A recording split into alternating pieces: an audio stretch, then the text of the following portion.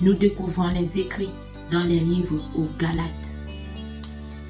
Lettre aux Galates, chapitre 1. De la part de Paul, apôtre établi non par des hommes, ni par l'intermédiaire d'un homme, mais par Jésus-Christ et par Dieu le Père qui l'a ressuscité. Et de tous les frères qui sont avec moi aux églises de la Galatie, que la grâce et la paix vous soient données de la part de Dieu notre Père et du Seigneur Jésus-Christ. Il s'est donné lui-même pour nos péchés afin de nous arracher à l'actuel monde mauvais, conformément à la volonté de notre Dieu et Père, à qui soit la gloire au siècle des siècles. Amen. Je m'étonne que vous vous détourniez si vite de celui qui vous a appelé par la grâce de Jésus-Christ pour passer à un autre évangile. Ce n'est pas qu'il y ait un autre évangile, mais il y a des gens qui vous troublent et qui veulent déformer l'évangile de Christ. Mais si quelqu'un, même nous, ou même un ange venu du ciel, vous annonçait un évangile différent de celui que nous vous avons prêché, qu'il soit maudit. Nous l'avons déjà dit et je le répète maintenant. Si quelqu'un vous annonce un autre évangile que celui que vous avez reçu, qu'il soit maudit. Maintenant, est-ce la faveur des hommes que je recherche ou celle de Dieu? Est-ce que je cherche à plaire aux hommes? Si je plaisais encore aux hommes, je ne serais pas serviteur de Christ. Je vous le déclare, frères et sœurs, l'évangile que j'ai annoncé ne vient pas de l'homme. En effet, je ne l'ai moi-même ni reçu ni apprise d'un homme, mais par une révélation de Jésus-Christ. Vous avez d'ailleurs entendu parler de mon comportement autrefois dans le judaïsme. Je persécutais à outrance l'Église de Dieu. Je cherchais à la détruire et j'étais plus avancé dans le judaïsme que beaucoup de ceux de mon âge parmi mon peuple. Ah, j'étais animé d'un zèle excessif pour les traditions de mes ancêtres. Mais Dieu m'avait mis à part dès le ventre de ma mère et m'a appelé par sa grâce. Lorsqu'il a trouvé bon de révéler son Fils en moi, que je l'annonce parmi les non-juifs, je n'ai consulté personne. Je ne suis même pas monté à Jérusalem vers ceux qui étaient apôtres avant moi. Mais je suis aussitôt parti pour l'Arabie. Puis je suis retourné à Damas. 3 ans plus tard, je suis monté à Jérusalem pour faire la connaissance de Pierre et je suis resté 15 jours chez lui. Mais je n'ai vu aucun autre apôtre si ce n'est Jacques, le frère du Seigneur. En vous écrivant cela, je l'affirme devant Dieu, je ne mens pas. Je suis allé ensuite dans les régions de la Syrie et de la Cilicie. Or, mon visage était inconnu des églises de Judée qui sont en Christ. Elles avaient seulement entendu dire, celui qui nous persécutait auparavant annonce maintenant la foi qu'il s'efforçait alors de détruire. Et elles rendaient gloire à Dieu à cause de moi. Amen. Il veut participer aussi, le petit. Chapitre 2. 14 ans plus tard, je suis monté de nouveau à Jérusalem avec Barnabas. J'avais aussi pris Tite avec moi. J'y suis monté à la suite d'une révélation et je leur ai présenté l'évangile que je prêchais parmi les non-juifs. Je l'ai exposé en privé à ceux qui sont les plus considérés afin de ne pas courir ou avoir couru pour rien. Or, Tite, qui était avec moi et qui est grec, n'a même pas été contraint de se faire circoncire. Malgré les prétendus frères qui s'étaient furtivement glissés parmi nous pour épier la liberté que nous avons en Jésus-Christ, avec l'intention de nous asservir. Nous ne leur avons pas cédé un seul instant afin que la vérité de l'évangile soit maintenue pour vous. Quant à ceux qui sont les plus considérés, ce qu'ils étaient autrefois m'importe peu. Je ne fais pas de favoritisme. Ils ne m'ont rien apporté de plus. Au contraire, ils ont vu que l'évangile m'avait été confié pour les incirconcis, comme à Pierre pour les circoncis. Car celui qui a fait de Pierre l'apôtre des circoncis a aussi fait de moi l'apôtre des non-juifs. Et ils ont reconnu la grâce qui m'avait été accordée. Jacques, Pierre et Jean, qui sont considérés comme des piliers, nous ont alors donné la main d'association à Barnabas et à moi, afin que nous allions, nous, vers les non-juifs, eux, vers les juifs. Ils nous ont seulement recommandé de nous souvenir des pauvres, ce que j'ai eu bien soin de faire. Mais lorsque Pierre est venu à Antioche, je me suis ouvertement opposé à lui, parce qu'il était condamnable. En effet, avant la venue de quelques personnes de l'entourage de Jacques, il mangeait avec les non-juifs.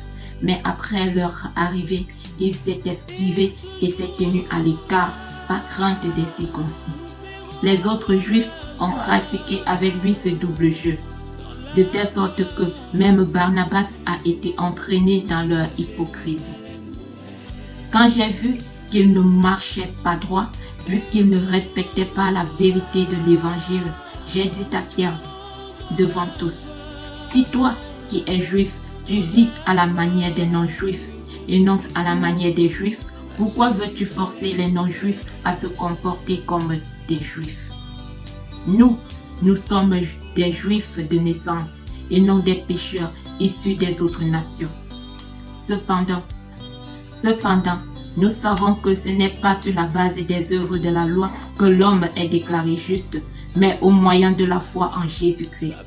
Ainsi, nous aussi, nous avons cru en Jésus-Christ afin d'être déclarés justes sur la base de la foi en Jésus-Christ et non des œuvres de la loi. Puisque personne ne sera considéré comme juste sur la base des œuvres de la loi. Mais si, en cherchant à être déclarés justes en Christ, nous avons été trouvés pécheurs nous aussi, cela signifie-t-il que Christ serait un serviteur du péché? Certainement pas. En effet, si je reconstruis ce que j'ai détruit, je me présente moi-même comme coupable. Puisque c'est la loi qui m'a amené à mourir à la loi afin de vivre pour Dieu. J'ai été crucifié avec Christ. J'ai été crucifié avec Christ. Ce n'est plus moi qui vis, c'est Christ qui vit en moi. Et ce que je vis maintenant dans mon corps, je le vis dans la foi au Fils de Dieu qui m'a aimé et qui s'est donné lui-même pour moi. Je ne rejette pas la grâce de Dieu. En effet, si la justice s'obtient par la loi, alors Christ est mort pour rien. Chapitre 3. Galates sans intelligence, qui vous a fasciné pour que vous n'obéissiez plus à la vérité, vous aux yeux de qui Jésus-Christ a été décrit comme crucifié. Voici seulement ce que je veux apprendre de vous. Est-ce en pratiquant les œuvres de la loi que vous avez reçu l'Esprit ou en écoutant l'Évangile avec foi? Manquez-vous à ce point de bon sens? Après avoir commencé par l'Esprit, voulez-vous maintenant finir par vos propres forces? Avez-vous tant souffert pour rien? Si du moins c'est pour rien, celui qui vous accorde l'Esprit et qui accomplit des miracles parmi vous, le fait-il donc parce que vous pratiquez les œuvres de la loi ou parce que vous écoutez avec foi? Tout comme Abraham eut confiance en Dieu et que cela lui fut compté comme justice, connaissez donc que ce sont ceux qui ont la foi qui sont les fils d'Abraham. Or, l'Écriture prévoyait que Dieu considérerait les non-juifs comme justes sur la base de la foi. Et elle a d'avance annoncé cette bonne nouvelle à Abraham. Toutes les nations seront bénies en toi. Ainsi, ceux qui croient sont bénis avec Abraham le croyant. En effet, tous ceux qui dépendent des œuvres de la loi sont sous la malédiction. Car il est écrit, maudit soit tout homme qui ne reste pas fidèle à tout ce qui est écrit dans le livre de la loi pour le mettre en pratique. De plus, il est évident que personne n'est déclaré juste devant Dieu dans le cadre de la loi, puisqu'il est dit, le juste vivra par la foi. Or, la loi ne s'appuie pas sur la foi, elle dit au contraire, l'homme qui mettra ses règles en pratique vivra par elles. Christ nous a rachetés de la malédiction de la loi, en devenant malédiction pour nous, puisqu'il est écrit, tout homme pendu au bois est maudit. C'est ainsi qu'en Jésus-Christ, la bénédiction d'Abraham touche aussi les non-juifs et que nous recevons par la foi l'Esprit qui avait été promis. Frères et sœurs, je parle ici selon les règles humaines. Quand un testament est établi par un homme, personne ne peut l'annuler ni lui ajouter quelque chose. Or, les promesses ont été faites à Abraham et à sa descendance. Il n'est pas dit « et aux descendances », comme s'il s'agissait de plusieurs, mais c'est d'une seule qu'il s'agit, à ta descendance, c'est-à-dire à Christ. Voici ce que je veux dire. Un testament que Dieu a établi, la loi survenue 430 ans plus tard ne peut l'annuler et rendre ainsi la promesse sans effet. En effet, si l'héritage venait de la loi, il ne viendrait plus de la promesse. Or, c'est par une promesse que Dieu a accordé sa grâce à Abraham. Pourquoi donc la loi? Elle a été ajoutée ensuite à cause des transgressions, jusqu'à ce que vienne la descendance à qui la promesse avait été faite. La loi est-elle donc contre les promesses de Dieu? Certainement pas. Si une loi qui puisse procurer la vie avait été donnée, la justice viendrait réellement de la loi. Mais l'Écriture a déclaré le monde entier prisonnier du péché afin que ce qui avait été promis soit accordé par la foi en Jésus-Christ à ceux qui croient.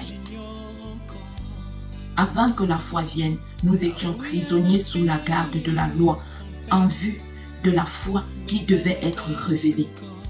Ainsi, la loi a été le guide chargé de nous conduire à Christ afin que nous soyons déclarés justes sur la base de la foi. Depuis que la foi est venue, nous ne sommes plus soumis à ce guide.